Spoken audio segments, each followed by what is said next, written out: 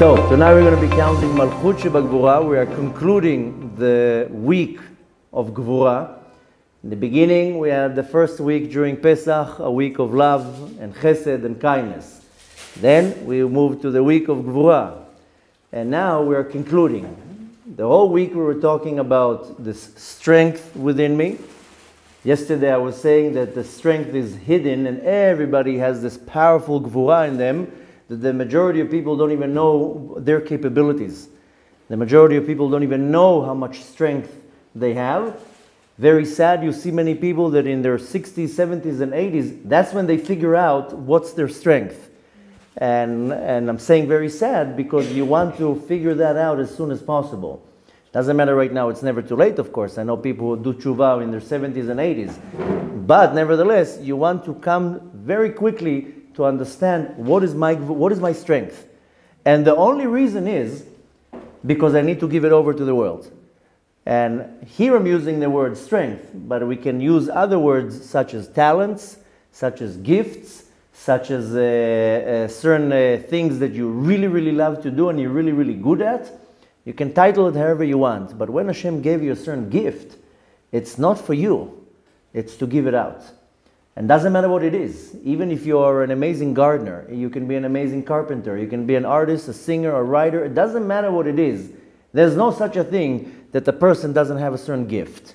So this week we're calling it Gvura. It's a strength. It's a gift. Now what do I do with it? Malchut Shebagvura is that I know how to give it over to somebody else, and somebody else needs to benefit from it. If somebody is not benefiting from my gift, I'm the one who's failing. So when you're looking at it, we spoke about it last week, and I said that every person is a king, but what's called bezeir anpin, a mini king, not a king of the country or a king of a land. Zeir anpin means a mini, a small thing. What does it mean? In my home, I'm the king of the home, right? There's no other husband in the home. I am the man in the home, let's hope. And then there's the wife and the kids. And in my congregation, I might be the rabbi of the congregation. And in the class, I'm the teacher. And in the business, I'm the boss, or I'm the manager, or whatever it is. But everybody is a king in a zeir anpin, in a small way. What does it mean? It means that people depend on me. It means that people need me. Either my kids need me. A lot of people say, listen, if you are a president of a big company, I understand thousands of people depend on you. You're a great general, whatever it is. But what if I'm a simple individual? I'm a mother for 3 kids. I'm a father that just goes to work in the morning. Even if one person is depending on you, you're already a king. The reality is, whether you acknowledge it or not, many people depend on you. It doesn't have to be your kids. It doesn't have to be your workers. It can be even your neighbors and people that depend on you to give them charity, to teach them, to help them, to give them some time a day, whatever it is. So the point is that many, many people depend on me, whether you acknowledge it or not. When they depend on me, they can depend on me financially, emotionally, physically, whatever it is, but many people are looking at you and they're waiting for you to do something, to help them, to give them a smile. Sometimes it's a little kid who just needs you to smile to them. Which means, in other words, that I have responsibility. And it's not the quantity, it's the quality. Somebody, they might laugh by seeing the video. Somebody sent me a message. If I rather affect a few people, but very, very strong, or affect a lot of people, but not so much. You can't do both. You can be both things. Some mentors, rabbis, whatever it is, will choose to affect, I'm only affecting the 10 students around me, but I'm giving them all I have. And then I'm affecting them in a very profound way. Some will say, no, I can't, I don't go for 10 students. I have 50,000 students. I don't even know the majority of them. But nevertheless, I shoot to all directions and many people get affected, but they're affected and not in such a profound way. So somebody sent me that message, what do I prefer? I think the person was trying to get me to say, yeah, a few people, and okay, now be my personal trainer. But nevertheless, it's not the quantity, it's the quality. It doesn't matter how many people depend on you, even if it's one person, but nevertheless, you have responsibility. with this great power, I need to be able to give what I'm supposed to. This is the Malchut Shebagvura. The Malchut is the fact that I am the king. We're calling it the king. Don't imagine now the crown. I'm king. A king is a giver. If you remember, for example, a great king in our history is Yosef HaTzadik. What was Yosef HaTzadik? He was a mashbir. He used to give people sustenance, food, everything. That's a king. Maybe in our generation, a king is just the one who takes. But really, a real king, look at David HaMelech, look at Moshe Rabbeinu. Moshe Rabbeinu was also a king. Even though we call him Rabbeinu, but he was a king. He was the king of Eretz Israel, of the land, of the nation of Israel. So we had many, many kings. But if you're looking at the successful kings in our history, they're givers. They're not takers. David HaMelech didn't come to take anything. David HaMelech was so humble, his entire essence was just giving. That's what I'm talking about, a king.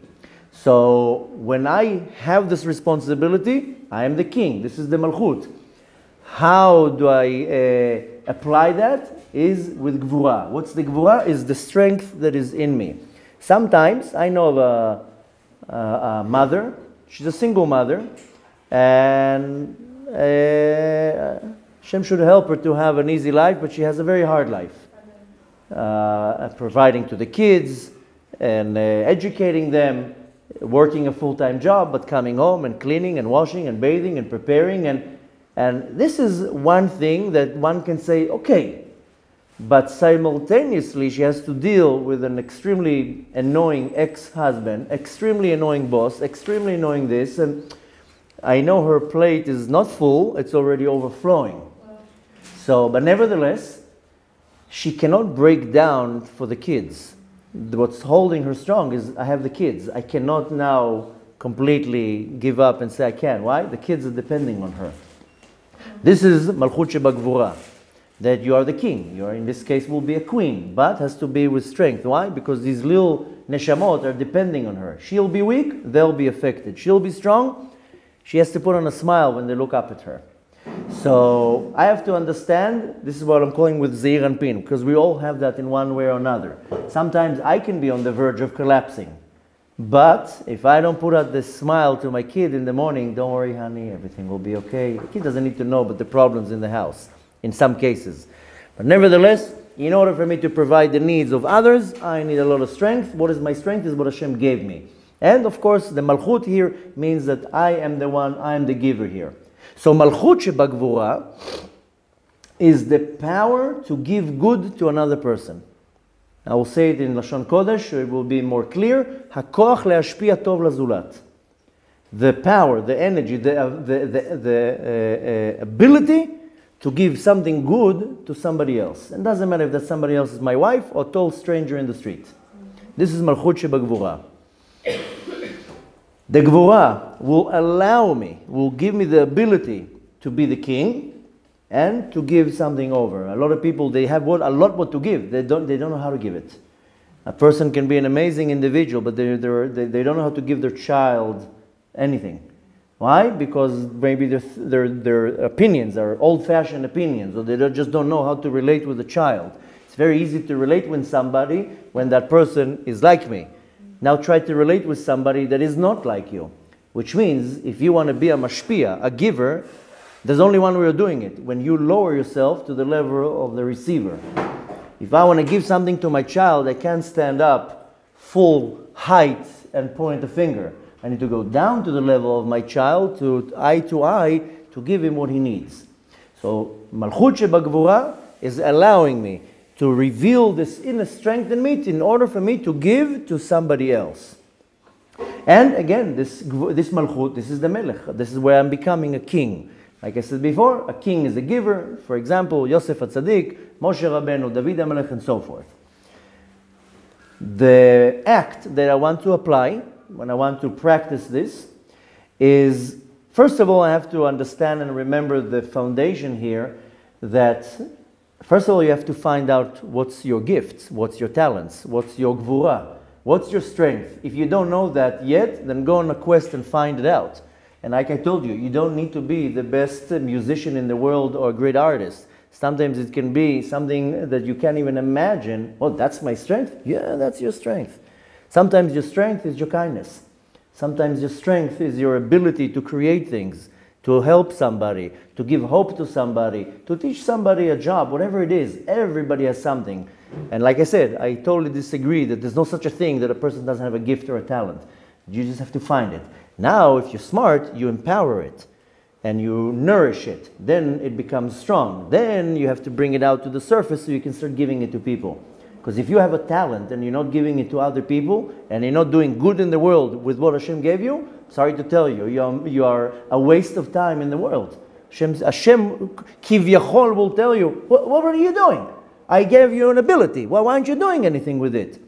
It's even worse when I take this ability and I use it for something negative. That's what a lot of people do. They might be extremely sharp in their mind, very smart individual. They'll use it to cheat in business and to make a lot of money one way or another. That's not what Hashem gave you wisdom. So, or like I told you one time, a person can be a genius programmer and he can build unbelievable programs that will assist people, or build all sorts of programs that will hack into system and destroy things. So you have the power. Where you're taking this power. So this is, first of all, the most important thing. But practically saying, when I want to apply it in my life, if I am a mashpia, a giver to somebody else, and there's no such a thing unless you somehow live on a deserted island that nobody will get anything from you. Then there's in Hebrew it's called ma'agal hashpa'ah, the circle around me that is affected by me. And I'll give you an example how sometimes it's misused. Sometimes can be a parent that his circle of influence is his wife and kids and his co-workers, but the person is so miserable, so negative, that everybody, the shefa that they're getting, the energy that they're getting from him is evil, bad, and sad, and aggressive, and he's not doing anything good. The father walks in, starts screaming here, punching here, pushing here, affecting everything in the bad way. So there is always a circle around me that is affected by my actions. Needless to say, not even a question to say, you have to be careful that the circle around you doesn't get affected because of your deficiencies. If I'm upset, doesn't mean that my wife has to be a punching bag. If I had a bad day, doesn't mean that my kid needs to suffer. If I have going through some type of a trouble, doesn't mean that the person who's sitting next to me has to be insulted because I have a problem. This is the first thing. But nevertheless, the circle that is around me, and I couldn't find the right term in English. In Hebrew it's called ma'agal hashpa'ah. Ma'agal means a circle around me, and it doesn't matter what I'm going to do. People are going to be affected, good or bad. So the people around me, I need to understand that I affect them. I need to focus and to say, how am I affecting this person? How am I affecting this person? How am I affecting this person in my life? It can be my wife, my mother, my father, my kids, my neighbor, my coworker, it doesn't matter. And am I really affecting them how I'm supposed to? Or I'm finding loopholes and excuses how to get away from it? I know many parents that are good-hearted parents, but they don't give in 1 minute to their children. Not for anything. So are you giving the right effect to your child or not? The fact that you're giving the child a place to live, food and clothing, doesn't mean that you're giving them what they need. They might need attention, they might need love, they might need a father to play basketball with them or whatever it is. So the practical exercise you want to do is you look at your circle around you and you start looking one person after the other and you ask yourself, am I giving that person what I'm supposed to give that person? Or am I hiding behind some excuse that I don't feel like doing it right now to this person? And again, it's very much connected to Yesod of Malchut. Bechlal, we know that Yesod and Malchut are constantly connected. They're, one after the other.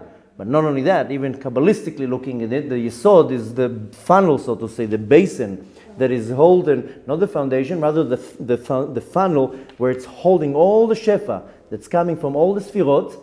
I like calling it a basin. Basin is like the basis. That all the shefa that is coming from Chesed, Gvura, Tiferet, Netzach, Hod, Yesod, it goes to Yesod and then the Yesod gives it over to the Malchut. Funnel is כמו צינור של שפע. כל השפע הוא מגיע למקום אחד. All the shefa comes to the Yesod. And the Yesod is the one who will give it over to the Malchut. So in both cases we see that it's all about, the Esod is going to allow me to build, the Esod Shebamalchut, sorry, will allow me to build this connection now. Now when I already have the connection, how am I nourishing it?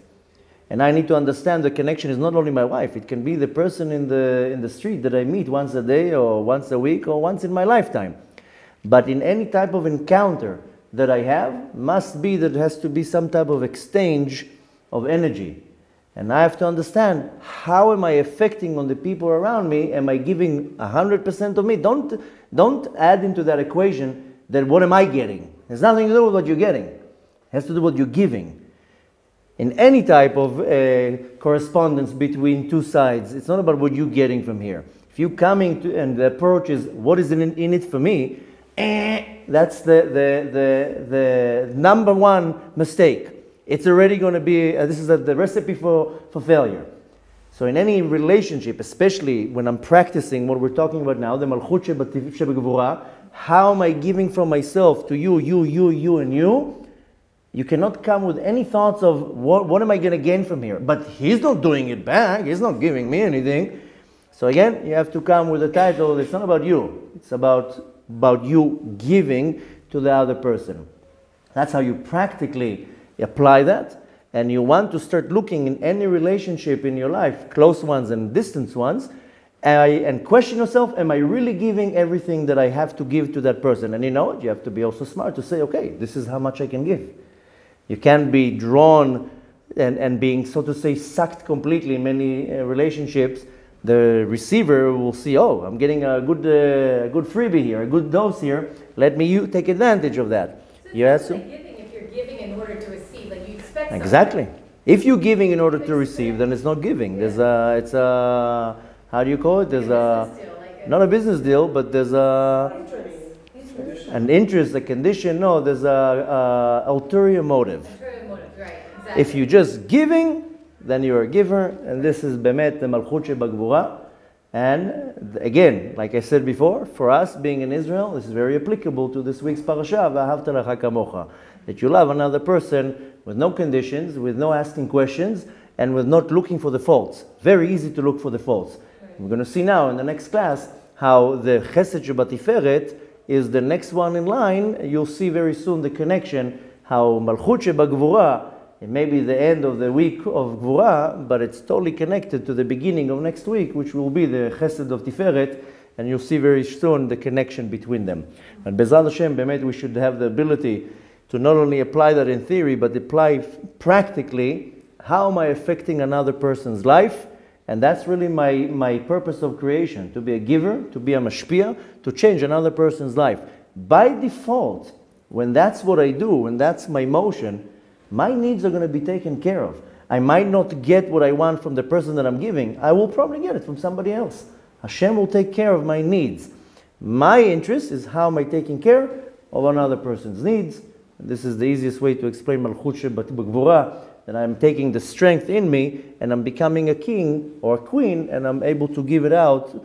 And trust me, not Yosef HaTzadik, not David HaMelech, not Moshe, nobody ever came and says, what are you bringing me? Think that any time David HaMelech approached him and says, what, you owe me something, I gave you? No. A king, you just give. And by default, you're becoming the channel that Hashem is giving you in order to give. Then, by the way, the more you give, the more you'll get from Hashem to give. Whether it's money, energy, thoughts, power, whatever it is. You keep something for yourself, then not only that you're not going to get more, you're losing by not giving, and you're not replenishing your arsenals, your spiritual and emotional arsenals. Bezrat Hashem should have a very successful week to conclude this Sefirah of Gvura.